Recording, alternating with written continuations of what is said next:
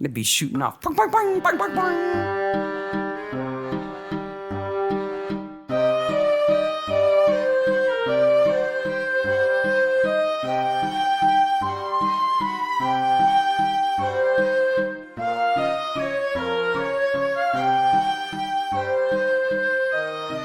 Hey, Maniacs. Hey, Maniacs. We missed you. We were gone a week and it felt like a year. It did. It did. It just was. We take 2 weeks off and it flies by. Zoom. And we take 1 week off and it's like 6.5 months. I'm glad to be sitting here with you. Absolutely. Recording, talking about Midsomer. Absolutely. I was off last week at a comic book convention, which was highly successful, which is excellent. Because this is Midsomer Maniacs, Yes. the comedy recap podcast of the ITV show, Midsomer Murders. Each week, we talk about an episode and point out the murder, the mayhem, the loonies, and everything else we love. I'm Mark Bell. I'm Sarah Smith Robbins. Hey, how you doing out there? I did that from memory. You did? Are you proud of me? I'm very proud I didn't of mess you. it up too much. A little bit in the middle, maybe. This is a spoiler podcast, so if you haven't watched the episode, go watch the episode now. But before you watch the episode, watch my very cool reel that I made about the episode. With a little Prince reference. Little Prince reference on the reel. I'll put the reel in the show notes if you haven't seen it. It's available on YouTube too. It's a little let's go crazy reference there. Yeah. Before we dive in, just a reminder that the proceeds from the store of the t-shirts and the mugs and the tote bags and whatever you want to buy are still going to World Central Kitchen. They're over there making meals for people who need them near Ukraine. Yes. So folks who have escaped over the border, and I think they're even sending some food in to Yeah, I think so. towns inside the border. So Doing good work. all the profits are going to go to that. Yes, And till June. and we're going to match them. So Yep. however much you spend, that's how much I got to dig out of my Pony out. pocket. Yep. I'm happy to do it. We're happy to do it. For this week, we have for you episode 5 of season 20, Till Death Do Us Part. Dun, dun, dun. It's a brand new thing. It's a wedding on a midsummer. Oh, wait a minute. No, that's not a brand new thing. If your kids can handle yet another bride getting killed in midsummer, they can handle this podcast. It would be incredibly traumatic to go to any wedding in midsummer. Ooh, I would want to go. I'd be like, do you think she'll survive? There would be a pool. It's really the antithesis of 4 weddings and a funeral. Which is why we have an episode called 4 Funerals and a Wedding. Yes. When Kelly gets married, she survives her wedding. Yes. She is one of the rare brides that survives We know a she wedding. makes it at least till the end of the day. Yeah. After that, we hear some stuff, but Crazy time. So let's go over the wedding episodes before this one. Mm-hmm. The earliest one I remember is the bell ringer episode. that is season 5, episode 3, Ring Out Your Dead. Okay. In which the bride gets Shot. as she leaves the church, and Yes. they're throwing rice at her. Yes. She doesn't even make it off the church grounds No. before she's dead. No. They're all successfully married, but they're all dead. Yes. Yeah. There's also the wedding one where the woman is speared in her bedroom. Yeah. That's Blood Wedding, season 11, But episode 2. She's not the bride. No, the bride lives. It's her maid of honor. Isn't who the gets bride the killer? who gets impaled into a wall. I think the bride might be the killer. I don't remember. I just remember her being really poncy Yeah. and an archer person. Yes. And then there's Echoes of the Dead, which is season 14, episode 3. Where the bride's in the bathtub. She's not really a bride, but Right. we're The counting. killer puts a wedding dress on her and drowns her in the bathtub. How so really, different- the moral of the story is don't put on a wedding dress. Yeah. Unless you want to die or you want your friends to die. And then we have this episode in which the bride dies. Yeah. She Right doesn't even away. make it through the reception. She is dancing to that horrific pop music and then dies. Yeah. And this is the first dun dun dun Sarah Barnaby body discovery. Yep. The first time Sarah finds a She body. doesn't do the Joyce.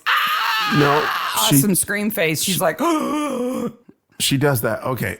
There are some problems with that cold opening. Laurel Newman is the bride. Yes. right? And she is played by Kelly Brook. Kelly Brook, a woman with a checkered past, to say the least. Best known for Piranha 3D. Actually, I think she's probably best known for sexting with Idris Elba.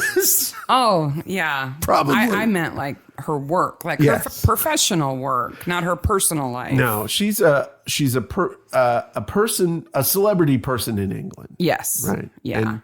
And Not quite Kardashian level, I don't think. no. But definitely like Pamela Anderson, maybe. I think don't she know. does fantastic work here. Yeah. So she's not in it all that much, but she is a dead body. Hey, yeah. She may not have a lot of acting chops, but she studied dead. She's studied good. dead. Eyes wide open, tongue out. Fleur touches her tongue. We'll get there. And she's still the whole time. Still the whole time. Now, I do think having a tight corseted wedding dress helps you not look like you're breathing. What I'm amazed by is she doesn't spill her drink. Did you notice that? Yes. There are 4 places in this episode. Mm-hmm. It's the radio station, where the wedding was held, the flower shop, and the dress shop. Yes. It's kind of everything else is either cop shop or stuff that we're used to.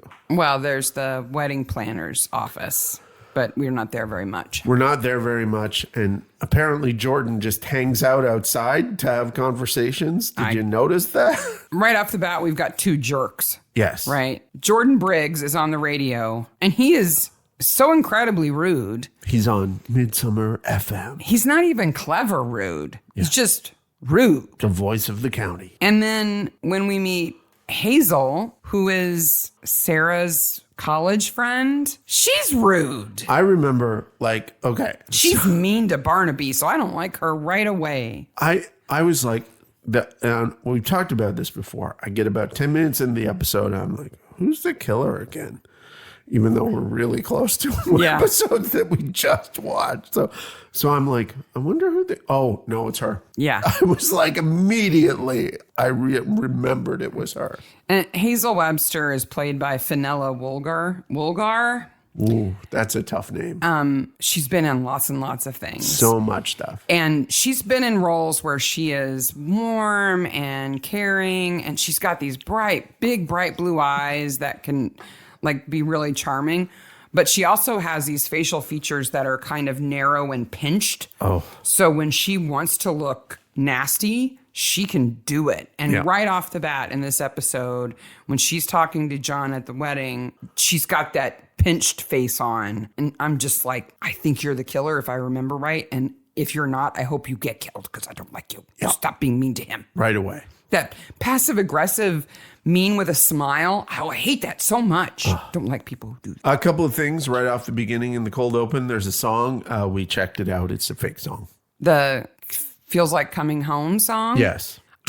It sounds like a real song. If it's fake, good job. I put it on a speaker and pointed my cell phone to it. You did a Winter Shazam on it?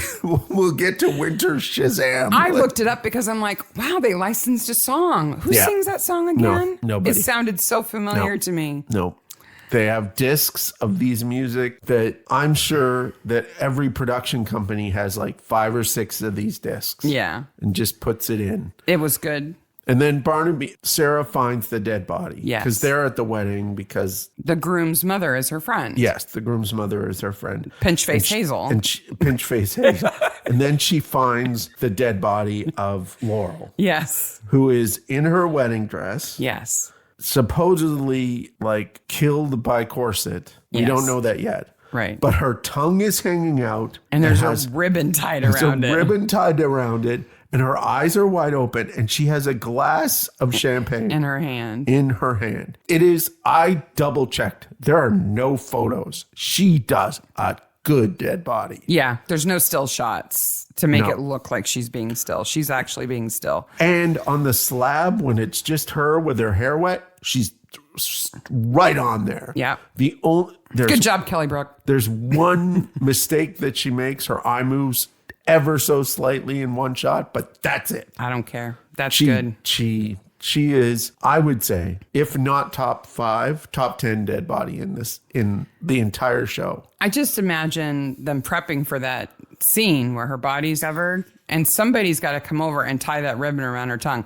So he's like, okay, is the ribbon tied now? Okay, you want me to lay down on my bed? Yeah, okay, I'll lay down on my bed. Is this how you want me to lay on the bed? It would have been awful. Her tongue would have got all dry. And I bet, like, you know, they had to, like, untie it several times and tie it again. And like, that's too tight. Can you loosen up the ribbon on my tongue a little bit? It would have been so hard to do. Now, when we get the reveal of the murder later on, I'll talk about the problems I have with this murder. Okay. Because the idea is that, well, first of all, the idea is that she has been so corseted that somebody pulled the corset so tight it killed her. That it broke her rib, which ruptured her spleen, and she bled out internally. Yes. That's the cause of death. Yes. That's incredibly hard to do, right?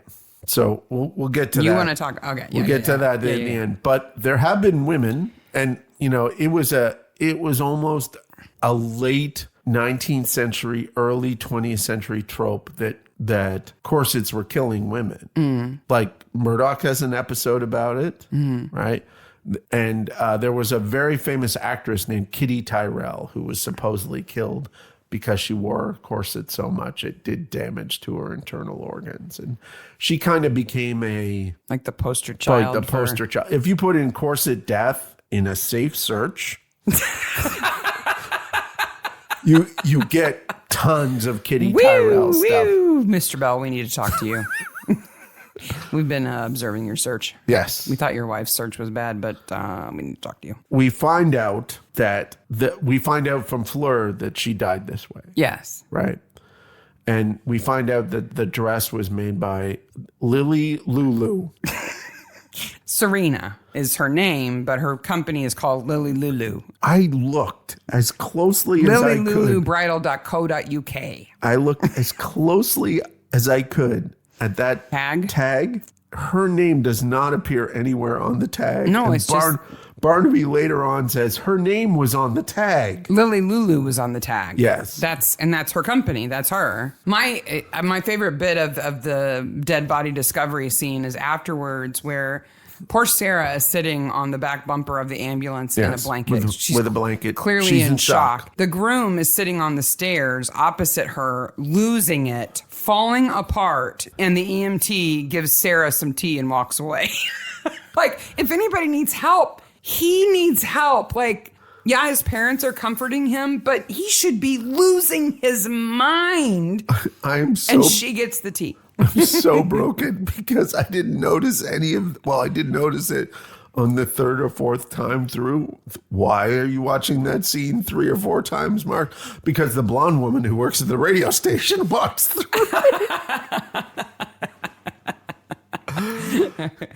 You're always watching the extras. Because I'm watching the extras. Yeah. So it's Lauren and Gavin getting married. Yes. Gavin's parents are Hazel and Phil. Yes. And the wedding is organized by Juliet, and she's the wedding planner. Yes. Her assistant is Grace, who's the daughter of the jerk on the radio. Yes. And that's everybody. And basically. Jordan and then Laurel Serena. have the radio show together. They used to. Yes. But now she's dead, so they can't. Yes.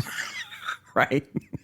And Phil missed the ceremony. Yes. Because he just got out of prison. So your dad misses your wedding because he's having... No, Jordan misses the wedding. Phil's there. No. Phil's not there either. No, he's because there. Initially he says he had a migraine, and then he admits he had an anxiety attack, and that's happened since he got out of prison. He's not there. Well, then there's a huge hole because the woman who gets killed second, Aisha, third, she pulls his parents onto the dance floor and then pulls the Barnabys. Oh, no, he's at the reception. He's just not at the wedding. He's not at the wedding. Yeah, he's not at the wedding. Yeah. Because he's just got out of prison a few months ago, and he's still having some issues about it. Yeah, and more on that incredibly sad story later. Yeah. And this is all put on by Midsomer Bride magazine.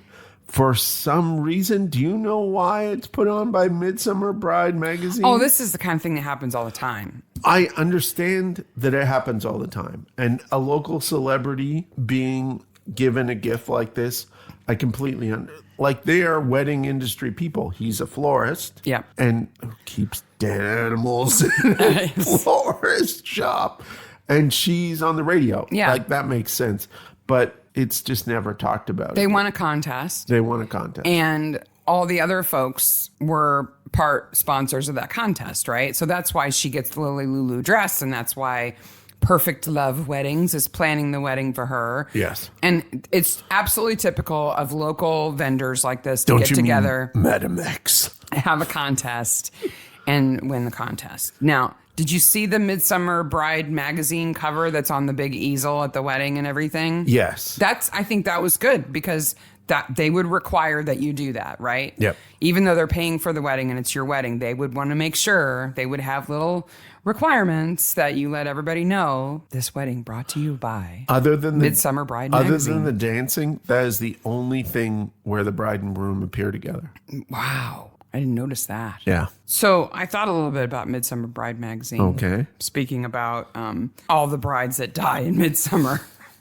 And I thought, well, first of all, I don't know. It puts surviving your wedding day into new perspective. Have you ever really looked at bridal magazines? Okay. Being on my second marriage, yes, I have. Okay. So when you got married the first time, you guys planned a big wedding and you did look at bridal magazines. It wasn't a huge wedding, but yeah. Yeah. So, I mean, because when you and I got married, we went to the courthouse on a Tuesday morning. Yeah. It wasn't a thing. We didn't have a magazine to tell us how to do that. No. But they're so formulaic, right? I mean, the same stuff is covered every single issue all the time. And so I was thinking, what would be in the Midsomer Bride magazine, given what we know about Midsomer County and how brides fare there? Okay. What kind of articles would do well in Midsomer Bride? This sounds like a future reel coming up. So I came up with a couple. Okay. This season's best bulletproof wedding dresses. Excellent. You know, they're a little bit bulkier, but if you camouflage that with lace and beading, nobody will know. And I think really, you know, a lot of wedding dresses are made so that you can't really wear a lot of undergarments with them. The foundation garments would show. If you can't wear a bra, you got to wear like a bustier or whatever. But if it was bulletproof, that would probably give it enough structure to kind of hold you up and everything. It could be beneficial. Yeah. Or learn judo to get bridal fit and ready for self-defense. There we go. I like that. Yeah. Yeah. Like, so if you get attacked at your wedding, you might have a chance to fight them off. Nice. You never know. And last, how to prevent being poisoned at your wedding or getting your mother-in-law to taste the cake first. I think those are all fantastic. I think those would be routine articles in Midsomer Bride. But we're missing the most important thing about the wedding. What? That Fleur talks about her marriages. That she's been married multiple times in Vegas? Okay. They're missing an opportunity, which is Fleur in Vegas. Oh, a show I would watch over and over again. Just a flashback. You know how Midsomer does flashbacks where they just take today's actor and put them in yesterday's clothes to make them look like they're in a different time period? Yep. So it would be Fleur as she looks now. Yes. But dressed like a 70s go-go girl in Vegas getting married by Elvis. Elvis has to be in there. Absolutely. And she would be on the motorcycle getting married. Yep. Her groom would be in the sidecar. It would be awesome. Yep.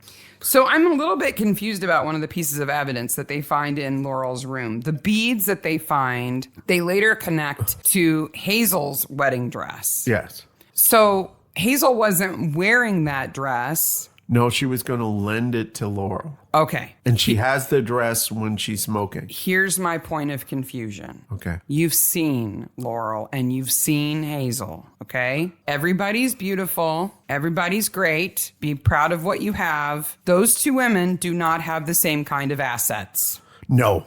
Laurel is not going to fit in Hazel's dress. No.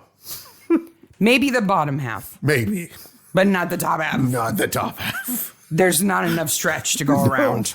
Maybe that's how the beads popped off. They wouldn't even need to kill Serena with the confetti gun because Laurel putting on that dress, shooting metal beads at people would probably have killed half a dozen. I think so.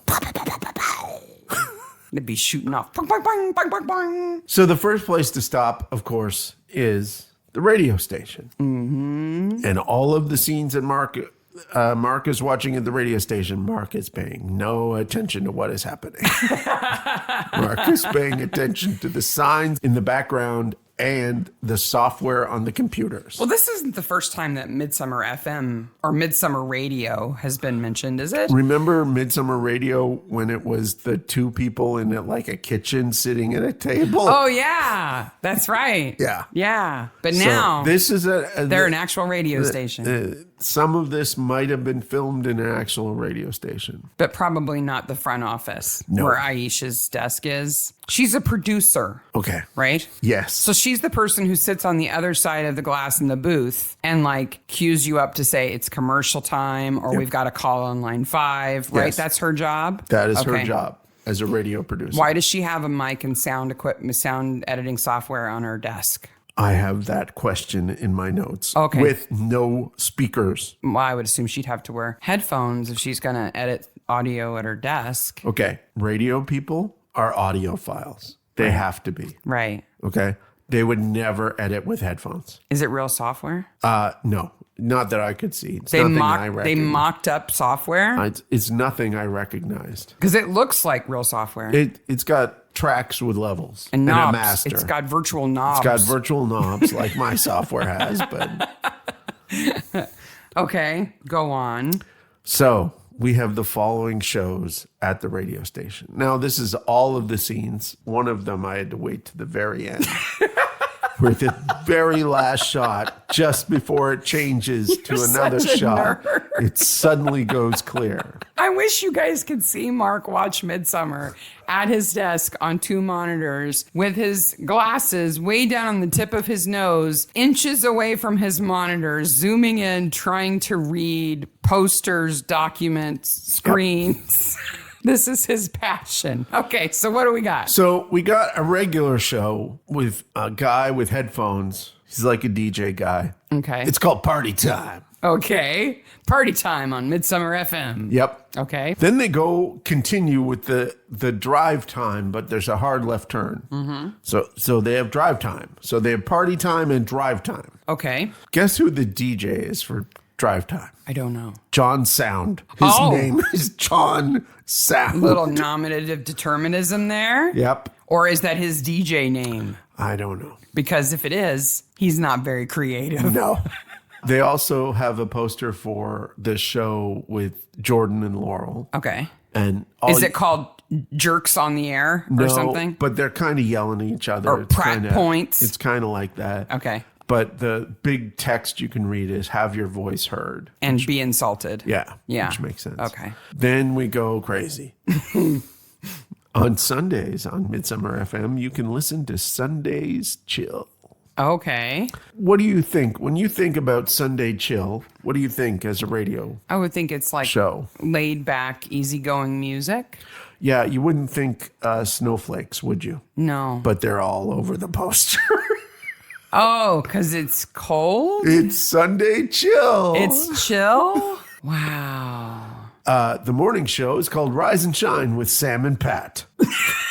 2 gender neutral names, so we don't know who they are. No, they're on the poster. Oh, okay. And there's a man and a woman. Okay, but which one's Sam and which one's Pat? You don't know. You'll never know. Never know. And then they must have an oldies show that's called The Golden Years with Sally Marr.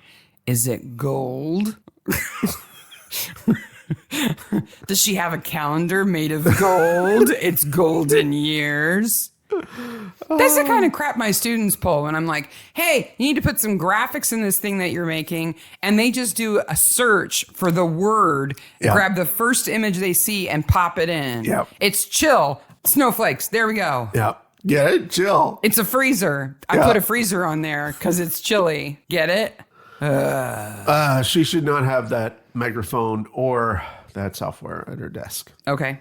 Do you feel better now about that? Yes. Back at the cop shop, they hear a song being played. Because at the end of Laurel's last show on the radio before the wedding, she ended it by dedicating a song. Yes. A jazz tune. A jazz tune entitled Loving and Letting Go. By the Tiger Quartet. Okay. Loving and Letting Go is a song that many people have recorded, none of which are this song. Okay. So Lots of songs with the same name. Lots of songs with the same name.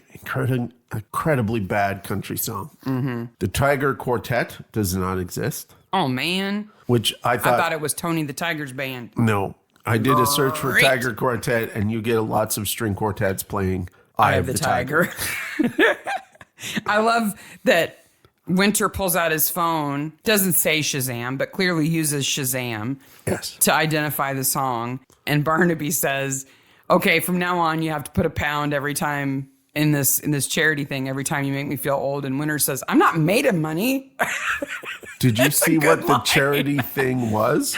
It says, please give generously, and there are puppies on it. Oh, is it puppy charity? It's puppy charity. I wonder if they're the puppies that get dyed pink to match the flowers. I don't know. Bridezilla. So I downloaded and installed Shazam and used it on the music in this episode.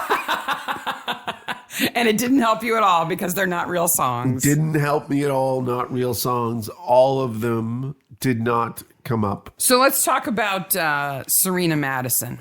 Okay. So Serena is Gavin, the groom's ex. And she's also the proprietor of the wedding gown shop in town, Lily Lulu. Yes. Which is not Lululemon or Lulu the Row. It's Lily Lulu. Lulu. And she's his ex. Now, we learn that he dumped her on their wedding day. Yes. Which, I'm sorry, unacceptable. Yes. Gavin is a wiener. Okay. He knows it. He owns it. He accepts it. He's not proud of it. He's a wiener. And he gets his brother to tell her. Yeah. I have a question for you. Okay. Would you... and we love Laura. My sister. Would you or have you had to cancel a wedding for Laura? She's been married a few times. No, I have not done that. Yes, I would do that. You'd do that for your Of course sister. I would. Yeah. You don't have a brother. I would do it. Of course I would. Yeah. If she asked me to, she would know the weight of that. And I would say, are you sure you want me to? You don't want to do it? I'll go with you if you want. And if she said, no, I want you to, I'd be like, okay, I'm gone. I'll do it. Yeah. You would too. I would too. For any of your siblings. I got to tell you. It's a little late for most of them. They've been married for like 55 years apiece. So, and from personal experience, canceling a wedding, one of the hardest things I ever had to do. But you know what? You're not a wiener like Gavin is. You did it and not the day of the wedding. No.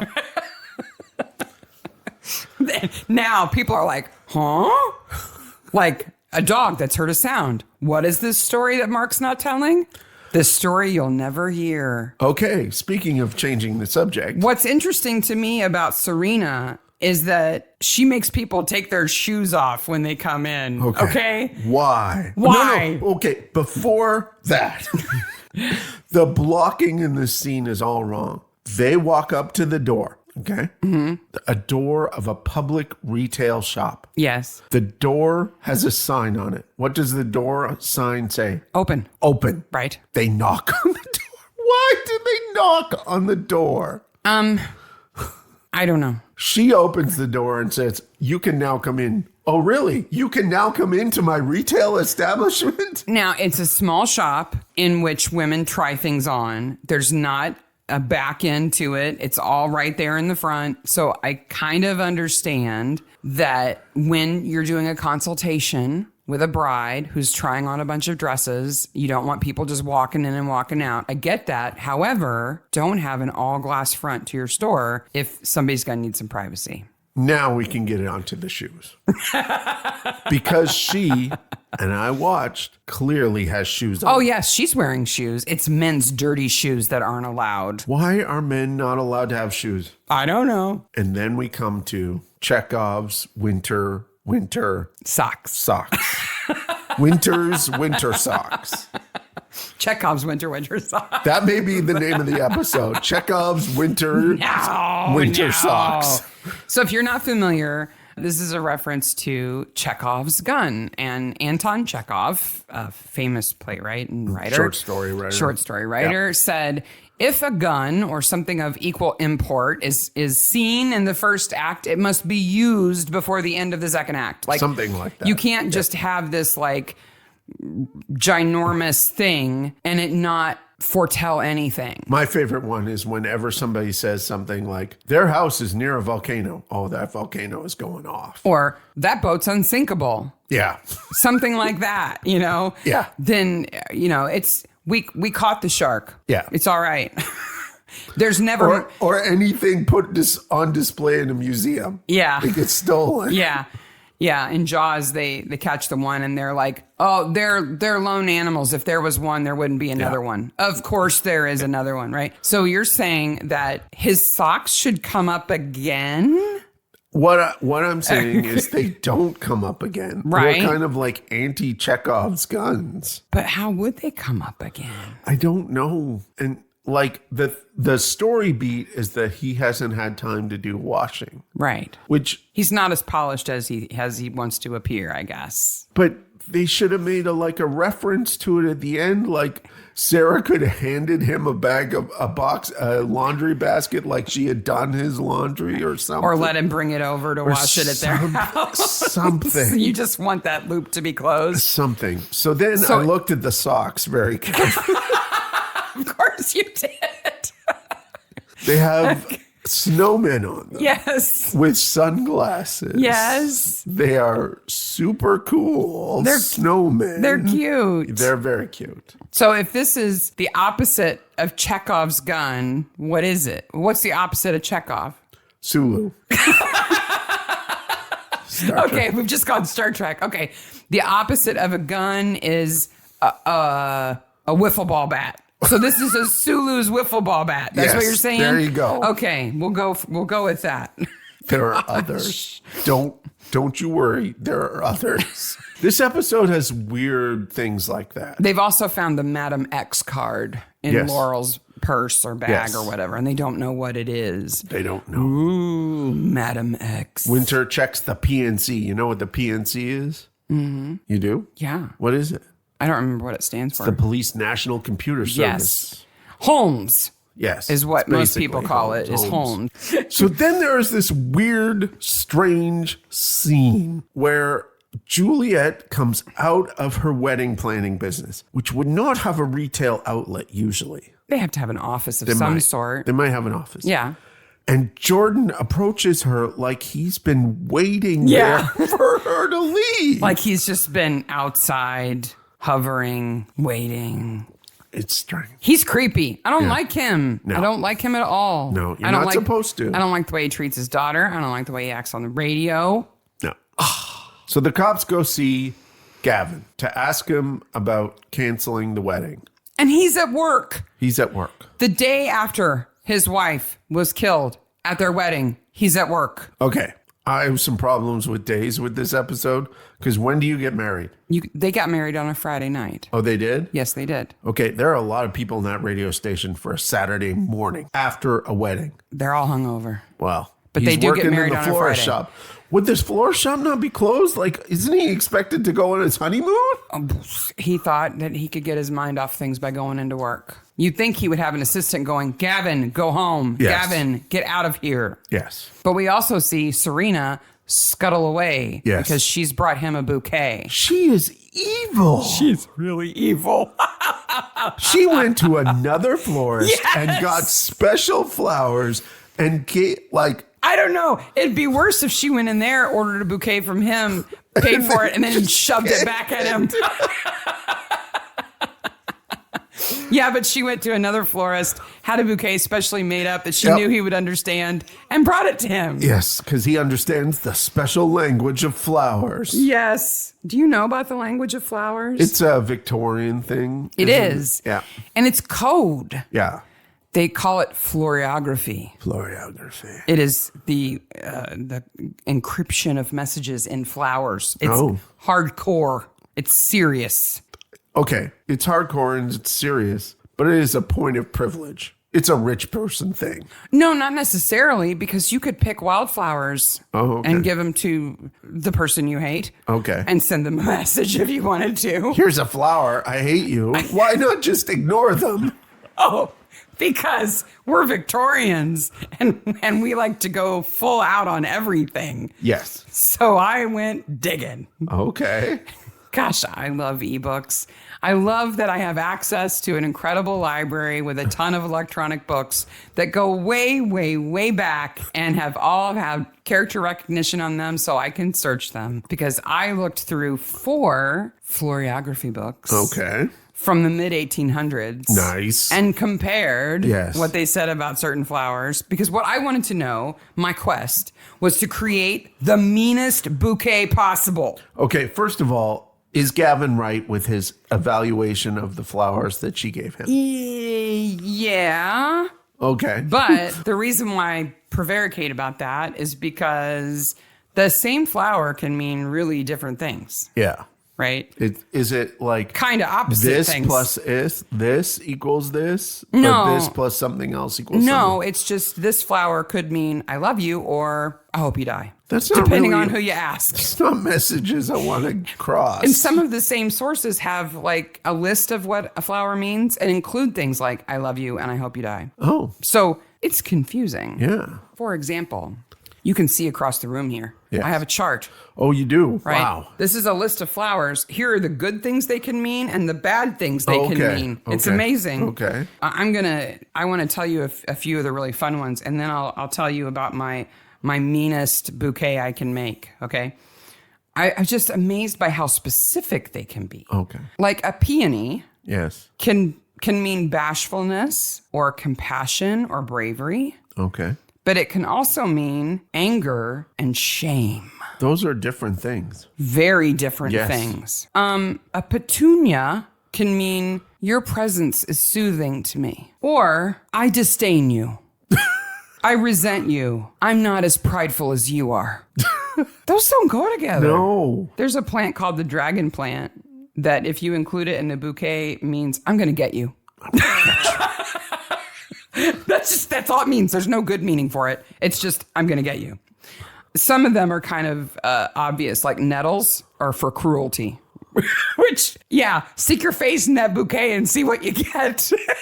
You rub your cheek against a nettle, you're going to be really sorry. But just these incredibly specific ones. Let's see. Hydrangeas mean you're cold. Okay. They could also mean I appreciate you and thank you for being understanding. Those are like diametric opposites. Yes. Licorice could be rejuvenation or I declare I am against you. Gum cistus. Yeah, Ooh. that's the name of a plant. Ooh. It's kind of pretty though. It's a little white flower. Okay. Only means I shall die tomorrow.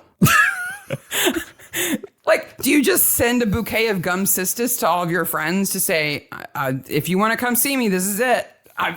Tomorrow I'm gone. Maybe Serena should have had some of those in hers. And marigolds, which are a pretty common flower, Yeah. their good meaning is constructive loss. Okay. Their bad meaning is you have a vulgar mind.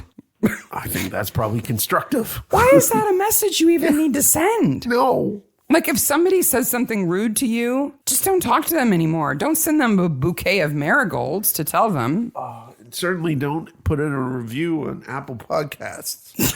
Okay, so here's my ultimate bouquet. Yeah. It includes the following flowers. Okay. Petunias, Yes. columbines, Yes. oleander, Okay. lavender, Yes. and a flower called a quamclet. Q-U-A. You told me not to make boob jokes.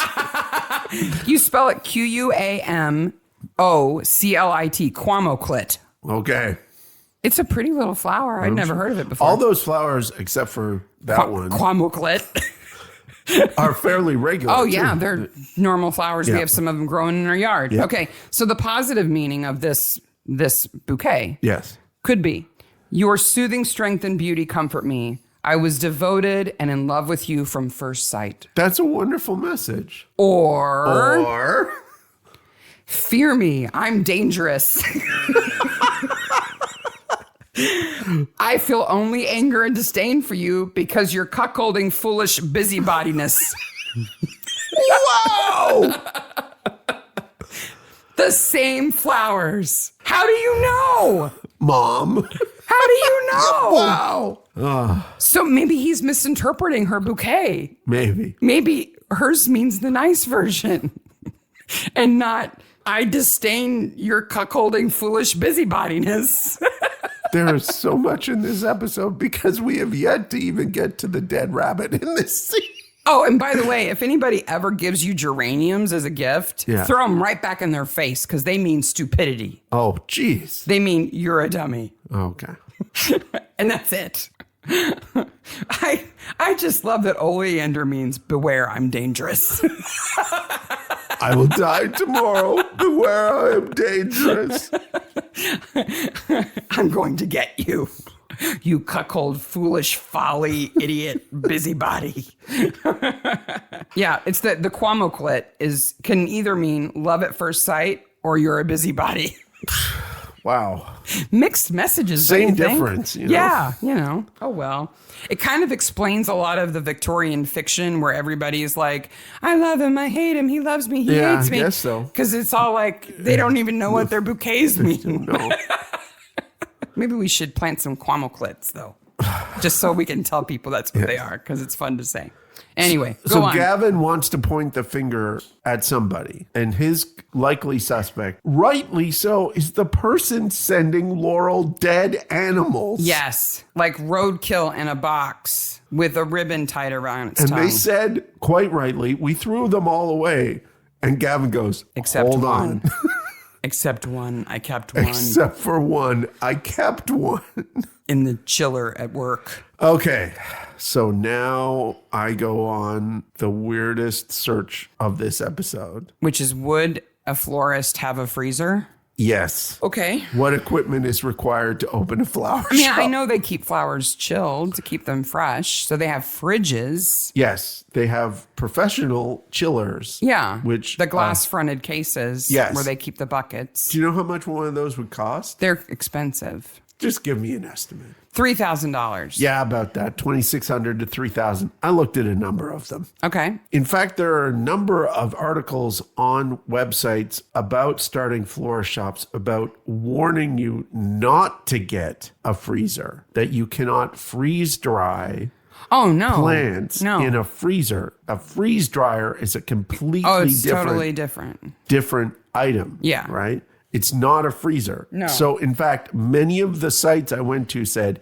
you do not need or want a freezer in your florist shop. But Gavin... He's got a freezer. Maybe it's just for personal use. Maybe it's where he keeps his snacks. And his dead rabbit. Dead rabbits. In a box. So he pulls out the box. They look in the box at the dead rabbit, and the thing about the dead rabbit is... It's got a ribbon around its tongue. Just like Laurel. Dun, dun, dun. Now, I think this is a real taxidermied rabbit. Okay. With a very fake tongue. You know what I said? No rabbit has a tongue 3 inches long. No. I'm sorry. It just doesn't. You know what's in my notes about the rabbit? What? Best dead body. That's not real body acting, though. He's not playing possum. He's playing roadkill. No. Okay. So then we take the rabbit to Fleur, who suggests that they should cook it. And then finds out that it probably has RTC damage. Do you know what that is? Road. I don't know. Traffic crash. Yes. Okay. And says, wait a minute, Flopsy, which is a name of Beatrix a rabbit. Potter reference, has a chip. And I went on another search. Meaning it's a pet rabbit. Which is, should you get your pet rabbit microchipped? The resounding answer is yes. Yeah. You should get your... Yeah, because if you they should get any lost... pet that you have that you can microchipped. Right. Yep. Absolutely. Prison cookbook. So we go back to the house. And Phil, who's only been out of prison for 3 months, is making chutney. The HMO Bargrove Farm Shop Cookbook Volume 1. HMP, Her Majesty's Prison. It's not all porridge and fresh meat. It has a smarmy title on it. There's no fresh meat in prison. I know that. It's all porridge. Yes. He's making pear and ginger chutney. I looked up a bunch of pear and ginger chutney recipes. They look good. He looks like he's cooking it correctly. Yeah. So I was wondering about these cookbooks because it's kind of like a WI cookbook. It looks like a Women's Institute or, the parents organization or something puts together a cookbook. The prison cookbooks go back a long way. Oh, okay. And they're not always written by prisoners, for prisoners. They're often written by the people who run the prison. The world of prison-related products is amazing. It's weird. If you ever get your hands on a prison product catalog, they are an incredibly interesting thing to look at. Well, you would expect this one to be like a fundraising cookbook, right? It's like the WI, but with prisoners. Right. So I looked around at prison cookbooks. The oldest one I could find was written by Jeremy Bentham. Oh, of Panopticon fame. For his Panopticon prison. Oh. Which if you've never heard of it, Panopticon cookbook. You should definitely Google it, because the Panopticon prison is this donut-shaped prison where the wardens are in the middle and all the prison cells face the center so that they can easily be observed at all times. It's a very kind of creepy design that was adopted by quite a few people. Which, like most 19th century prison situations, was thought to be a humanitarian reform. Yeah, but Jeremy Bentham is also the most popular taxidermied man. Yeah. He's a weird dude. He's still around. They wheel him out. Hat. Speaking of things in a little case. Yep. But does he have his tongue out with a ribbon? A ribbon on it. There are some other famous prison cookbooks. Okay. Like recently, Ja Rule and Prodigy, both rappers, wrote prison cookbooks. Oh, okay. Because they were in prison. Oh. And they get creative with what they can get a hold of in prison. To do. Yeah. It's kind of like a dorm cookbook. Oh, like how many things you can do with ramen that you can buy in the commissary. Ick. But speaking of the Yorkshire Ripper, the other person who's written a cookbook, Rose West, wrote a prison cookbook. Rose West. She was convicted of helping her partner kill 11 women. Oh, yeah, that's right. Yeah. She wrote a cookbook. But my favorite one is Maybe called... I'm going to give that one a pass. My favorite one is called From the Big House to Your House? The Big House to Your House. Question mark? Yes. Like, you too can cook like you're in prison, even if you're at home. Awesome. So there you go. Martha Prison Stewart cookbooks. should have done one when she was in prison. She totally should have. That would have been a bestseller. Absolutely. Okay, there's a silly hole in the wall scene, and then we get to picture plants. Yes, because Phil's got a greenhouse. Okay. All Phil's got's hobbies. Okay. Now that he's out of prison. What is Phil making? Chutney. With what in it? Pears and ginger, but he doesn't grow those things. He grows. Why does he not grow those things? He grows carnivorous plants. Instead, he Well, if for no other reason than pears and ginger both take a lot longer than 3 months to grow. Metaphorical. They take pears years to and grow. ginger. So pitcher plants grow a little bit quicker. But he's giving them away to the minister at the prison, so because they're metaphorical. Yeah. About sliding down into doom or something.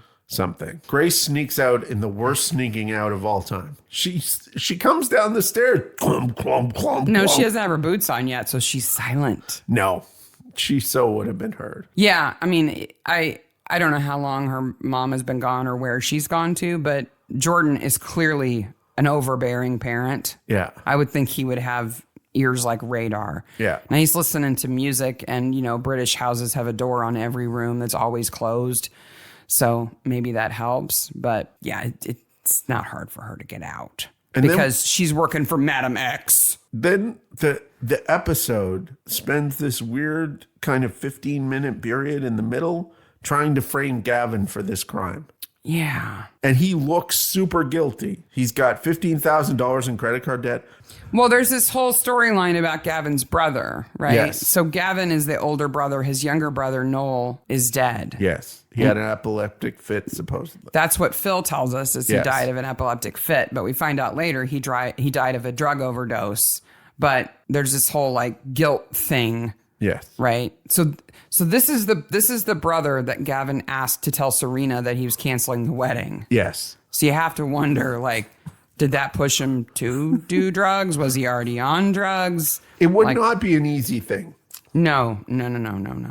But Phil was in prison when he died. Yeah. That's legitimately, here's the roller coaster, right? Yeah. We've been up when we have the carnivorous plants, and isn't that funny? And then down. My son died while I was in prison for fraud. Yes. Oh, and by the way, I was in prison for fraud because I embezzled money to pay for rehab for my son. Sarah asks Hazel if she's okay. It says, "You're a brilliant mom." I'm like, and a great killer. She's not a good killer. No, she's a horrible killer. Let's talk about the tortoise at the end. Yes, at the end. Okay, so there's a wedding show because everybody has to get together and do something. Because every village has a theme, and this is the wedding village, apparently. Yeah. So they've got all the businesses related to weddings, and they're going to have a wedding show. The production people do a nice poster for the wedding show. Yeah, they do. Yep. And it's a nice catwalk. It's realistic. That's what wedding shows look like. I don't know why Jordan is DJing it. I don't know either. But he is. And Serena gets shot by a confetti cannon that could not kill her and is not even aimed at her. No, it's amazing. I'm sorry, but no. The best part... So in the recreation of this crime, it shows Hazel pouring the ball bearings down the tube, metal tube. Okay. I double checked. There's no sound because that would make the loudest sound ever. When you're pouring them in? Yeah. Yeah. Well, and the confetti cannons that I saw are all pneumatic. Yeah. And they just don't have that much pressure because they're just shooting up confetti. They're shooting paper. They wouldn't shoot ball bearings. They wouldn't shoot them with that kind of force. And they're aimed up. And Serena is shot like in her chest from the front. Yeah. So it just doesn't work. No. I mean, it's creative, but it's not feasible. Though I will admit, though I've seen this episode many times, I jumped when they went off. Oh yeah, it startled me. I was like, whoa. Oh yeah, she's dead now. Well, she was doing cocaine in the back. Why is she a cocaine addict? I don't know. It's just not needed. There's no sign of it. And then all of a sudden, doesn't she change her will so that Gavin inherits everything from her too? I think that's what her will already said, and she was about to change it. She was going to change it. So she must have secretly hoped they were going to get back together. So it's like, I got to frame Gavin again. Well, I don't think that she was trying to frame him. I think when they were going to be married, it was her intent to leave everything to him if she did die, and she just hadn't changed it yet. Yeah. But now that he was marrying somebody else, really marrying somebody else, she was going to wait until the wedding was done because, he's prone to change his mind at the last minute. Who knows? And then once they were married, she says, I better change it. It's time to have another sad thing. What, Phil dealing drugs at the prison? At the prison farm shop. I don't know why that plot's there. He, of all people, knows the damage that drugs do. Why would he have anything to do with it? I don't care who's blackmailing him or what. They confront him at home. They do all the interrogations at home in this episode. Yeah. They confront him at home. And Hazel, with a straight face, looks at him and says, you promised. Well, lady, you promised not to kill any more people. The phone rings. Ring, ring, ring, ring. Hello? Hello? Who is this? Oh, this is Pot. Who is this? This is Kettle. Oh, I'm Black. Are you? Yes. Yes. Jeez. You promised. I'm like, Hazel? Hypocrite much? Jeez. All I'm doing is killing people. I'm not dealing drugs. In my notes, it says, you are the worst person ever. I don't know why Aisha needs to be in love with Laurel. They could have just been friends. She doesn't need to be in love with her. Yeah. The whole old lady plot is just... Marcia doesn't need to be there. She's a great actor. This is her last part, by the way. Yes. Her name was Liz Fraser. She was in a ton of the Carry On movies. She played a hilarious ditzy blonde when she was younger. She's very funny. Very funny. Okay. So we're at the point we're almost at death number 3. Mm-hmm. Okay. So let's talk about this. Let's go through the 3 deaths. Okay. Okay. You talking motive? Because the end of the episode is really sad, and I don't want to make people realize, we need to talk about tone there, not the mechanics of these killings. Okay. So let's talk about the mechanics of these killings. Okay. The first killing. Okay. Hazel is not strong enough to wrestle the big boobed Amazon onto the bed and kill her with her corset. It is just not possible. Never mind that a dress like that, those corset lacing on the outside, that is just decorative. It's because just the decorative. Last thing you want in a corset, a really functional corset, is slippery cords. The cords need to be grippy almost. Otherwise, if you let them go even for a second, the whole thing just loosens. There is no way she could have physically overcame her and not knocked her glass of champagne out of her head. Well, I just think Laurel's dedicated to that champagne. She's hardcore. I may be dying, but I'm not going to drop my drink. Okay. Hello. Death number 2. But Mark, she didn't mean to kill her. But then she was just dead. Okay, but... You were on her back. Yeah. What were you thinking you were doing? I'm tickling her until she tells me the truth about my son. Okay. Death number 2, we went over, not shot, not in the right direction, not possible. No. Death number 3 is... Really unfeasible. Really the most unfeasible. Okay. So this is the idea we have. That Aisha is on the balcony. Goes to the house to find out why Jordan broke in. Goes all around the house enough to find out listen in that she's in their bedroom. They come home. Instead of sneaking out of the back, she stands right outside the door. She goes onto the balcony. When Hazel pulls the drapes open, she should scream because Aisha's just standing there in the dark, like 2 inches from the glass. So then the glass on the balcony, another multi-million-dollar home. Maybe you should sell your frickin' house instead of... They are. Well, I know, but still, the Beauvoisins. So that balcony is gorgeous, first of all. And the glass, which I have to think health and safety says, has to be at least 4 feet. I would say 3 to 4 feet. Yes. Now, and Aisha's short. So it's not waist height to her. Off that, you'd have to probably... You'd either have to lift her up. Yeah. Or push her from the top. Push her from the top and then grab her feet to keep her going over. Because if not, her feet would come up and kick you in the face. Yeah. So then she falls 10 feet. It's 1 story. Yeah. Okay? Onto wood. She might be dead. She might have landed on her head. Maybe. I guess. You could definitely die. How close did they live to the radio station? I don't know. How did they transport her body to the radio station? They put her in the car. What is no-slip paint? It's grippy paint. It's got sand in it. Yeah. Yeah. But if you climb the radio tower, you might get it on you. That's what they're saying. Yeah. And she didn't. She had none of that. Because she didn't fall from the radio tower. It is the worst frame job ever. I mean, you accidentally shove somebody. She says it was an accident. Is Hazel on drugs? And they die. You think, well, they fell 10 feet. Let's take them somewhere where it looks like they fell 100 feet. Yeah. Everybody will believe that that's what happened. Yes. We go back to the DJ station, to the radio station, because that's where they find Aisha. And wait a minute. And Phil helped her with Aisha. Yes. Right? Oh, when we get to who's going to prison. He should have called the police right then. Yep. Because he didn't know about the other two, right? Supposedly. So if you promised. If this was us, you'd be thinking, honey, it was an accident. We can tell them it was an accident. Yep. I saw it. Yep. That's what happened. It was clearly an accident. It's going to be okay. She scared you. She was outside of our house. Yep. You defended She's yourself. She's an intruder. Yep. Now, if I come back and say, well, but I did kill 2 other people earlier this week. Yes. Then you would have to go, okay, I guess we got to take her to the radio tower. So now he's in on it. Yes. He's at least an accessory. So they find her body at the radio station.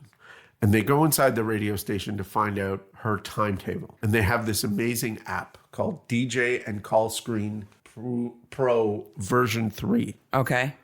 There's a call from Steve from Badger's Drift in it. I didn't even look at that. Okay. The software is not that interesting. I got most of the posters from that scene. Is this the scene where the guy is like, well, we've got 8 hours of fill-in radio? And this is the best mom, I got a part. Oh, that guy? Ever. Yeah. Because he is... like Jeff, the radio manager or something? His name is John. The actor's name is Johnny Freeman, which sounds like a radio DJ guy's name voice. Johnny Freeman. And he is Jeff, the station manager.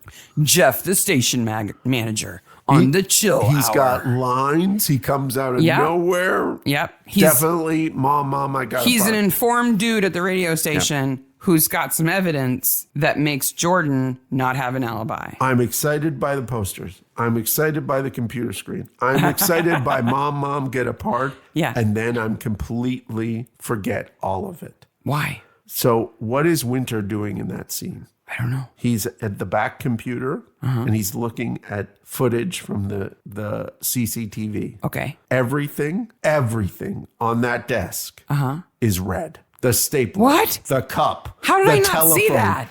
Everything Whose is desk red. is it? I don't know, but everything on that desk is red. That's some kind of The joke. red desk set. That's got to be a joke. I was like, what? And it's all pushed to one corner. Like, this is where we keep the red desk accessories.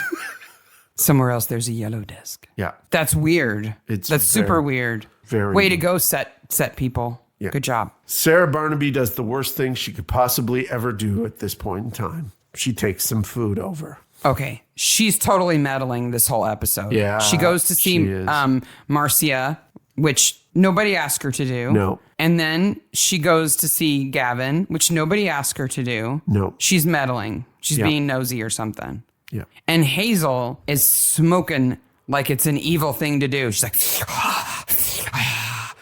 You quit in college. why does she have the wardrobe bag over her shoulder? I don't know. Where's she going? I don't know. Is that bag supposed to contain her dress? Yes. And that's why Marcia thought it was a humpback over in the corner when she saw Laurel go talk to somebody in the dark. Yes. Which means, wait a minute. That means that Laurel and Hazel, both named after plants, by the way, Yes. talk in the shadows outside and then go inside And then she kills her. Hazel attacks her. Yes. Why would they? I don't know. Laurel's like, I got to go change into that dress that won't fit me. I have in my notes, the Amazon could easily kick our ass. Yeah. If Kelly Brook and Finello Woolgar want to get into a fight, I'm betting on Kelly Brook all day long. There's this whole thing about who Laurel really is, right? I think Marcia is there to say Laurel was a good person. Yeah. She did have a good side. She was. She played this part in her radio show that she was supposed to play. You know, she was controversial. She was a little bit mean. That was her role in the show. But she was actually a nice person because she's nice to Marcia. She plays the song for Marcia. Yep. She helps her, right? Yep. But then Hazel has it in her head that Laurel thinks that some people can't be saved, that euthanasia is good. And when Laurel's talking about that, she's thinking about Marcia and her poor husband. Yes. She's not thinking about Hazel's drug-addicted son, but Hazel is convinced Hazel and she's clearly Phil talking about my son. are the worst communicators ever. Yes. They are horrific communicators. I cannot imagine what it's like to be a parent of a kid who has an addiction. It must be heartbreaking constantly. I get that, and I get that part of their relationship. What I don't get is how Hazel, who is a psychiatrist, is not self-aware enough to go, maybe Laurel's not talking about us when she's talking about that on the radio. She could be talking about anything. So, in a weird turn, the episode goes dark really quickly. The darkness starts with hedge clippers to Sarah Barnaby's neck. Before that, Sarah's uncomfortable. She's getting out of there. Yeah. And Hazel snaps. Instant. Something about Sarah wanting to leave makes Hazel think, I can't let her go. Because she thinks she knows that the dress is the dress. She thinks that Sarah knows that she was the one outside smoking that Laurel talked to. Yeah. And she just jumps to conclusions. She does. I don't think Sarah knows anything about that. No. She just thinks this family is weird right now. They need their privacy. I've done my part. I was I'm going. just going to say hi. I drop a casserole off. I'm going to go. It escalates super quick. She was going to leave it on the doorstep. She didn't even, I take it back. She wasn't trying to meddle because she didn't even ring the doorbell. She wasn't going to go in. Yeah. Gavin sees her there and opens the door and invites her in. Yeah. So Sarah takes off running. She wants to get away. And Hazel jumps on her and then grabs hedge clippers, shears, and puts them against her throat. Yeah. I cannot believe they tackle her when she's got blades to Sarah's throat. Yeah. That's so dangerous. Yeah. They should have made sure that she put them down first. They should have been like, stop, or I'll say stop again. Put those down. No, Barnaby just reacts and tackles her. No. And then, okay, so that's a low. Yeah. Okay. But now we're going to turn it down a little bit lower because we're going to do a public interrogation in front of your entire family. Yes. On your patio. But wait. Where you killed someone. Wait. We're going to turn it down again because you're going to tell this incredibly sad story about your child's addiction and his death, and you blaming other people and your financial ruin because of this. That's incredibly sad. And your marriage falling apart because your husband went to prison because of the addiction. All of that. And your other son is going to admit that he let his brother die. But that's this interrogation scene. When you get done a certain part, Midsomer goes, oh, no, wait, there's more. Yeah. Because it turns down again because Gavin goes, oh, no, it wasn't them. It was me. I let him And she die. goes, you killed him. And he goes, oh, wait a minute. I'm going to turn it down a little bit more. No, I didn't. I just walked away. I just walked away. What an incredibly sad, horrific family situation, story. This may be one of the saddest things that's in Midsomer. Gavin's just lucky that she didn't know it until then, because she would have killed him too. Yeah. Because she's going to kill everybody who she thinks has anything to do with Noel's death. Yeah. Just an incredible change of tone. This is not how you deal with grief. Yep. You know how you deal with grief? You dress up like a turtle. So the next scene, everyone is upset about this, and they go through, oh, no, wait, there's a costume scene next. Now there's a bunny race and a tortoise with antenna. What? That growls? First of all, nobody in America says tortoise. No. I'm saying that to be funny. We say tortoise. We say tortoise. Only the Brits say tortoise. Yes. How do they say it in Canada? Tortoise. Because that's the way everyone else says How it. about Quebec? I don't know about Quebec. They say tortoise. La tortoise. Sorry, Quebec. But you would Not sorry. This episode will give you emotional whiplash. Yeah. Because that scene at the end is sad. Yeah. And Sarah looks heartbroken that her friend is so broken. And it ends with, I did this all for you. Yeah. Then Costumes. Yay! It's so weird. I'm really glad they didn't do a flashback to the party where Sarah and John met, because that would have been super awkward. She would have had like big hair and like stonewashed jeans, and he would have been stuck in the door. It was a good shell, He's though. a good dad. The shell is well made. He's a very good dad. But But that scene just leaves you like, oh. Where am I again? Of the gut punch of the scene before it. Okay, best corpse. Nice corpse. Okay. Laurel, I gotta Serena, say or Laurel Aisha? or the bunny. Laurel is really good. I'm going with Laurel. Both on the slab and in the bed. Yep. Laurel's pretty good. She does a good job. Yep. The tongue alone. Yeah. It's not maggots in your mouth, but it's pretty good. It's dead guy in the crop circle, maggots in your mouth, Laurel. Yeah. Yeah. I agree. Okay, how about after the credits? After the credits. Okay. Does Gavin keep the flower shop? Gavin owns half the high street now. So he's going to keep the flower shop. Okay. What happens with the Madam X business? I think it's probably exposed. Yeah. Some reporter's going to get a hold of that. Yeah. Okay. So Gavin has a lot of money and a lot of property now, but he needs it because he has therapy bills for days. Well, why do you think he has all this money? Well, he has the shop. He has Laurel's inheritance, But he's got debt. He has debt. And his mom's going to need a lot of legal help. He's going to have to sell everything. Yeah. Everything has to be sold. Yeah.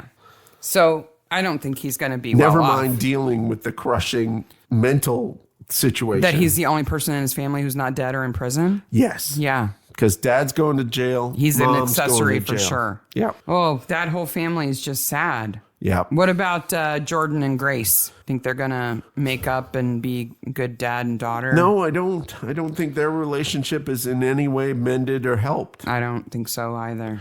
I think Marcia understands, that what happened and she's happy but sad for Laurel. Yeah. And that's it. Yeah. And then Juliet, she is so jaded about she's love very and jaded. weddings. She She and Serena both are really good actors for their clients. Yeah. Like, oh, you're in love. Isn't that wonderful? Yeah. I secretly know that this is going to fall apart, and I'm so jaded about the whole thing. Which you'd have to be. You gotta, I would imagine if you work in the wedding industry, you have to say, congrats on your wedding. I can't follow up with you. Yeah. I hope it works out. Yep. If you get married again, come see me. Yeah.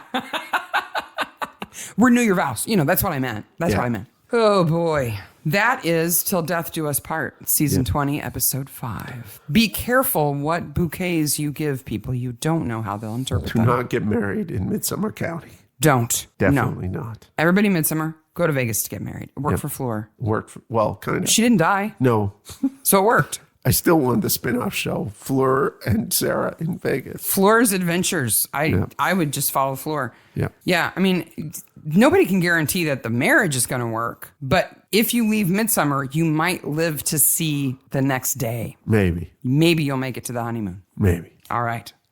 So what we got coming up next? Episode 25. Episode 122. Send in the clowns. Yay. Sorry, Sarah. Yes. Sarah doesn't like clowns. And that'll be released April 25th. Yep. Next week. Season 20, episode 6. And then we move into season 21, where we did mini episodes. So we're now the penultimate season. We're now into the point where we have started the podcast, and these are episodes that were released after we started the podcast. Yep. So if you haven't watched those episodes, do listen to the mini episode before you watch the season 21. They're spoiler-free mini episodes. I will put the mini. So this is what we'd like you to do. We'd like you to listen to the mini episode. These are season 21 episodes. And we'll go over this again. Yeah. Then watch the episode. Yep. Well, actually, click like and subscribe on all the videos and reels. And then watch the episode and then listen to the podcast. Yes. That's what we want. Yes. That all that content is coming your way. Yeah. I wanted to see a bump in those mini episodes. I just think that it'll be impossible for us not to reference things we mentioned in the mini episode. Yes. So please listen to Certainly them. the pronunciation of Chinook. They're a few minutes long and they don't spoil the episode. No. But they will help you watch it like a maniac. Yes. Absolutely. All right. So you can find Midsomer Maniacs on Twitter, Instagram, and email. Also on the Facebook groups for Midsomer and Acorn and the subreddit and everywhere else they're Maniacs. If you're listening, watching, or in any way connected to YouTube, like and subscribe on YouTube and hit the bell. We are less than 300 subscribers away from 1,000. Mm-hmm. Please let us get there. That would be awesome. That would be absolutely awesome. The next episode is 122, Send in the Clown, Season 20, Episode 6. Hold on, I'm coming up with something. Okay. Bye, Maniacs. Bye, Maniacs.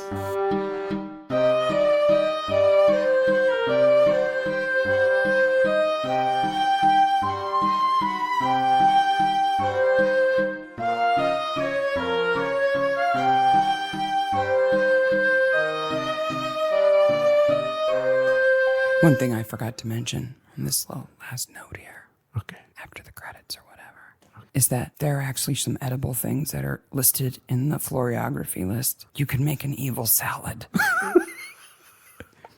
If you have lettuce and figs and the edible parts of nettles and almonds, you have a salad that means you are a cold-hearted, indiscreet, stupid asshole.